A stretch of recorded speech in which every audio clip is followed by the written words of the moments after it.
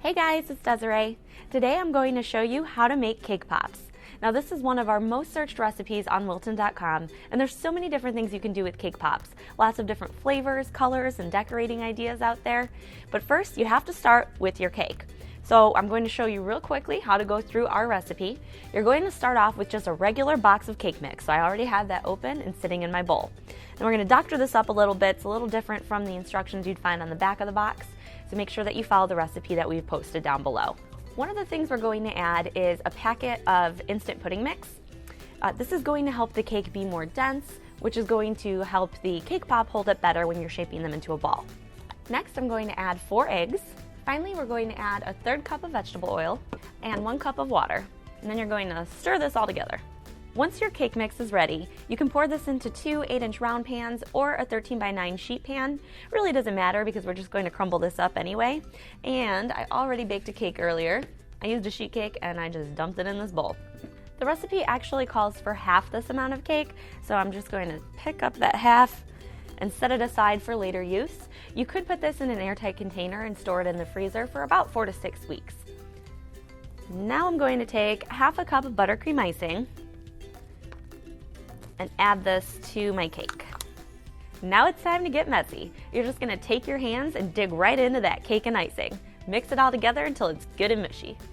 Now we're ready to get rolling and make some cake pops. You can make these in 3 different sizes, just really depends on how big you want your cake pops to be, but I'm going to measure these out by the tablespoon. So we'll start off just doing basic 1 tablespoon, and then 1 tip for when you're shaping these. I got this from our decorating room when I was chatting with them the other day. Cup your hands as you roll this, and that'll help it keep more of a ball shape. This is about your standard size cake pop. It was about 1 tablespoon. You can make these any size you want, but if you're making a whole bunch, you're going to want them to be relatively the same size. So it is helpful to measure these out by the tablespoon. So I'm going to do one that's 2 tablespoons worth. And now we're going for this mega cake pop, which is going to have 3 tablespoons. Now we're going to prepare our cake pops so that they're ready to be dipped. I'm going to first take a lollipop stick and just kind of carve out in the center of one of your pops a little opening. That'll do. Don't go too far into the cake pop. Take a little bit of candy on the end of your stick and put that in the middle. Another thing you could do is put a little bit of candy melts into a decorating bag, cut the very end of the tip off, and then use that to fill the holes in your cake pops. I'm going to put these in the refrigerator for just 5 minutes. It's going to help the candy completely firm up and also help the cake pop become a bit more condensed. You don't want to leave these in the fridge for more than 5 minutes because when you bring them back out, as they start to come to room temperature, the cake pop is going to expand. And when that happens, you risk cracking your candy if they've become too cold and then start to become too warm. While the cake pops are chilling, I'm going to make sure my candy melts are the right consistency for dipping. If we take a look at this, you can see they're pretty thick, so I'm going to thin them out just a little bit using this Easy Thin. Makes things a lot easier. And remember to just add a little bit of this at a time, because if you make your candy melts too thin, you're going to have issues with your cake pop being coated correctly. We get a lot of questions about where can I find Easy Thin. We'll leave a link down below for you, or you can also check your local craft store.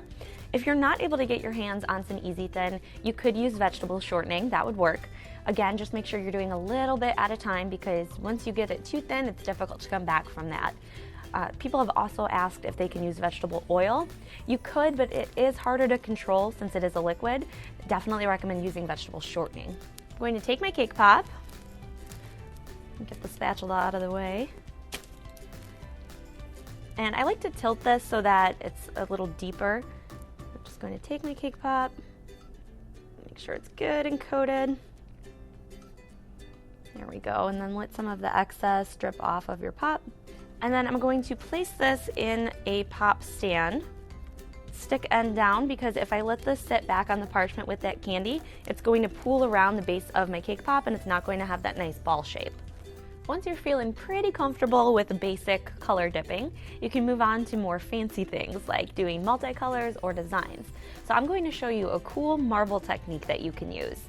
And I'm going to start off by actually coloring this white candy melts here. I'm just going to put a little bit into these bowls. I'm going to use our candy colors to change these up a bit. It's very important that you use the candy colors because if you use our regular icing colors, they're water-based and they're going to cause your candy melts to seize, and then they'll be no good. And you can see already that that little dab goes a long way. I'm going to pour each of these into a decorating bag because I want to get a nice fine line when I'm drizzling this over my white candy. Just cut the very end off. And then drizzle across the white. Do the same thing with the blue. And go the opposite direction this time. Okay, now we're going to try our marbling technique.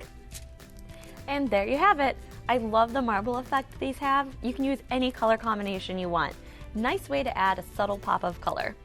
Go ahead and leave me a question below if you have it, or share with me some of your ideas or things you'd like to see for cake pops or any other sweet treat. Subscribe to our channel so you don't miss any of the latest videos, and if you enjoyed this one, give it a thumbs up. I'm Desiree. Thanks for watching.